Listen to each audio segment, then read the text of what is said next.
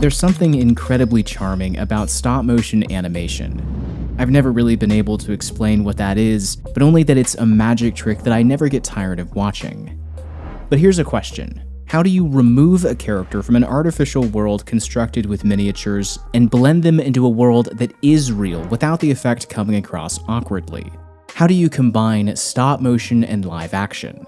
Here's a setup we've all seen before. You've got a terrifying rubber monster laying waste to an entire cityscape, but instead of being staged creatively, it's covered like this. Shot reverse shots of people reacting in horror and close-ups of the monster slowly moving towards the camera. Employ it once, fair enough. Anything more than that, and it just comes across as phony.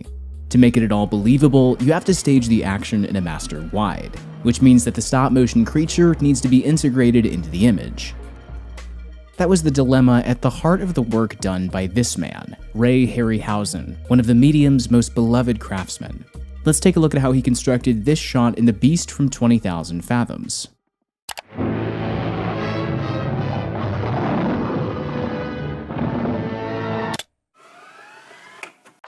Everything begins with this original on-location shot of the New York harbor. In his studio, Harryhausen set this up via rear projection using a modified projector that he could advance one frame at a time. In front of that went the animation stand, stop-motion model, and 35mm camera. But here was the clincher. The final version of the shot has the model emerging in front of the horizon line, but behind this line of crates. To place the creature between the two and to do it in camera, Harryhausen would place a sheet of glass in between his camera and the animation table, and create two versions of the same shot. For the first, he would apply black paint to the glass pane to cover everything below the line of crates, leaving only the model and the rear projected image for the camera to see. Animation on the model would commence frame by frame, but only the top section here was exposed. Everything covered up remained unexposed. When he was done, he would wind the film and the camera back to the start of the shot, but this time he would do the opposite. A new sheet of glass would be brought in, and everything above the line of crates was now covered up. The shot would be run through again with the film exposed for a second time, but now the effect was complete. Develop the film, and the creature is now sandwiched into the middle of the shot behind the line of crates. 3 layers combined into one final composite. That's the best way to think of it. Layers upon layers upon layers.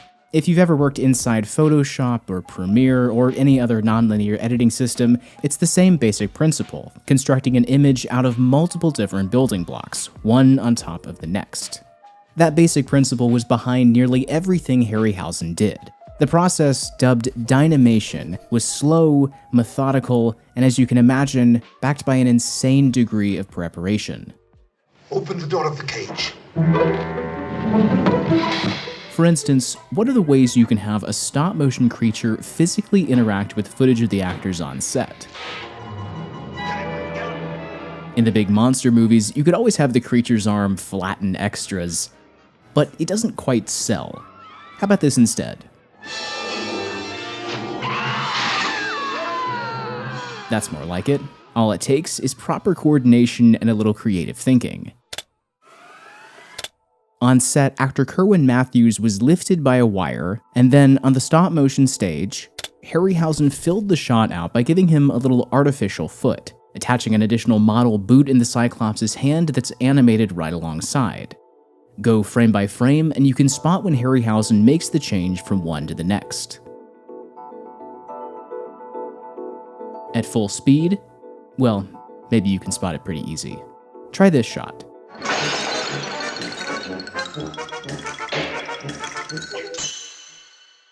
When their swords clash together, you can see where he's added in an extra bit of model sword on top of the skeleton sword. A little contact point between actor and creature, like a little bit of extra glue to seal the layers together. You can spot it paused, but at full speed, you don't really notice it. Harryhausen did this kind of thing everywhere, adding bits to swords in mid-fight, or ropes lassoing dinosaurs, replacing a spear in mid-throw, or an axe hitting its mark. All the actor had to do on set for a shot like this was follow through with the action but let the axe drop away, and on the stop-motion stage, Harryhausen could mask it out and insert a model over the scene. Like the wire work we looked at a second ago, this is where on-set rigging could be a really valuable asset, especially with simpler actions like props being ripped away from actors or sets fixed to fall apart. Here's an interesting one.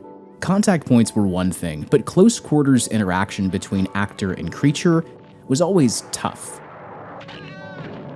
In the early days, like when Harryhausen was working with his mentor Willis O'Brien on Mighty Joe Young, they could create shots like this, where the actor is lifted on a wire and the model animated in conjunction. But the spectrum of action with this kind of shot was limited. You couldn't throw an actor around, you couldn't have them manhandled. So for shots with the most intricate interaction, they would resort to using models of the actors that were animated alongside the creatures. You see this kind of technique popping up in a lot of early monster movies like this. Willis O'Brien employed the same trick when he was working on King Kong, and it's a curious little workaround, one that Harryhausen carried into his own films, and that he was always trying to overcome.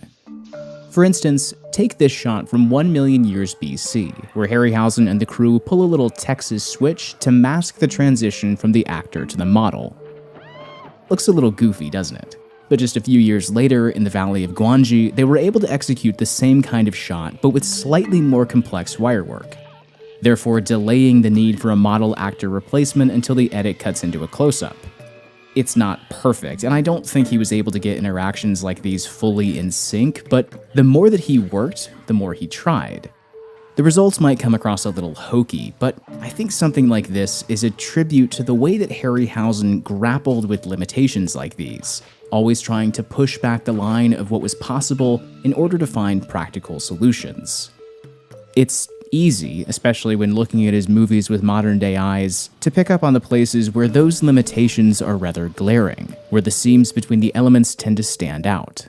Matte lines that aren't always precise, or the roughness that comes with shots that have undergone numerous exposures, that sort of thing.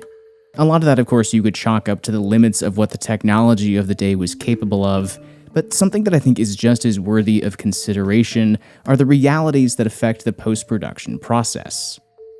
In the writing that Harryhausen published during his retirement, in particular the books that he co-authored with Tony Dalton, this is a predicament that he returned to multiple times.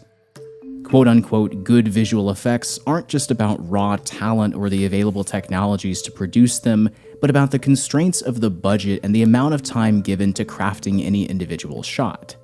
That's not an excuse so much as it is a reality. I don't think people outside the world of post are always cognizant of this. I don't think I was always cognizant of it. Camera movement is an example of this. Although there's the occasional panning shot like this, the majority of setups that feature stop-motion creatures are static, with action playing out in straight lines, perpendicular to the camera. Harryhausen wrote that he always would have liked to feature more camera movement, but that shots like these took so much more time to execute. And for Harryhausen, who mostly animated these scenes by himself, it was often just impractical. At the end of the day, it's about the budget and the deadline, and doing the best work you can within those constraints. But again, I think this is an area you could look at as a limitation that he found ways of overcoming. As his films went on, you can see him compensating for infrequent movement with shots that become more and more dynamic. Compositions get bigger, deeper, grander, and the movement of the characters becomes all the more subtle and eerie.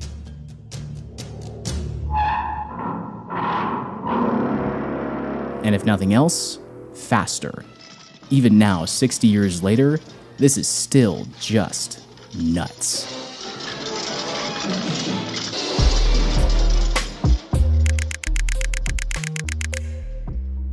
For as much as his films may now look like a relic from the past, to watch them is to watch a craftsman tackle the same question that visual effects artists and engineers have been trying to solve every day before and since. Because, of course, that central question doesn't have a definitive answer. Expand it out from just stop-motion animation to the whole of visual effects, and it's all the more true. It's an answer that's in a constant state of evolution. In the same way that Harryhausen built on techniques developed by Willis O'Brien, companies like ILM and Weta have picked up where Harryhausen left off, constantly searching for new ways of bridging the gap between visual effects and live action in order to make the combination between the two seamless. And so, as Harryhausen often said, the snowball rolls on. How would I like people to remember my work? Well, just that they enjoy it. I had many people come up to me and say how our films have changed their life. And I think that means more to me than anything else. Just as King Kong got me interested, the picture opened up a whole new world to me that I wouldn't have been conscious of. And I'm so happy today to hear these people say that our pictures have opened up a whole new concept for them. And so the snowball rolls on.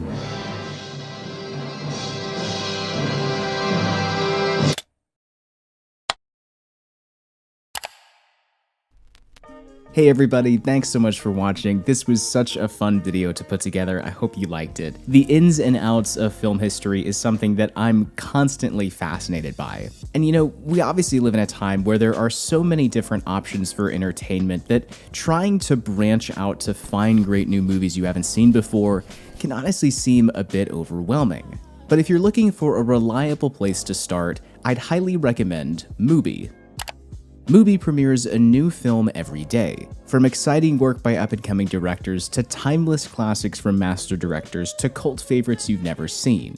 And their strategy is one that I think is really brilliant. Instead of dumping just anything and everything onto the service, every film is curated, therefore every film feels special, like the staff pick section at a video store. And unlike other streaming services, I found that I wind up spending way less time browsing through endless titles and adding things to watch lists, and more time actually watching. Whether you're a cinephile or a film school freshman, there's always something new to discover. It's like having your own personal film festival streaming anytime, anywhere. If you're interested in giving Mubi a try, you can get an entire month of great cinema for free by going to mubi.com/royalocean to sign up today.